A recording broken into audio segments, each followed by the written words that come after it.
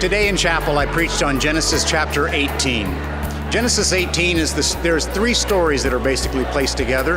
There is a story of Yahweh coming down and visiting Abraham and Sarah, but then God revealing his heart as to whether or not he will hide from Abraham what his promise is. And it's very clear.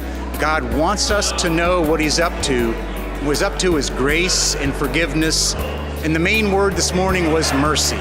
He is a merciful God. This morning, Dr. Smith spoke about the story of Abraham, and he gave a message about the mission of God. And at the end, he challenged us with three main things: to look with God, to stand before God, and to walk with God. It was a great message about getting out there and being practical with our service. This morning in chapel, Dr. Smith spoke on Genesis 18, and one of the underlying themes of that passage is mercy. And Abraham stood between God and Sodom and Gomorrah, and he wanted to see them saved. And it just highlights a passage in Romans where Paul wanted to see people come to Christ so bad he was willing to give up his own salvation for them.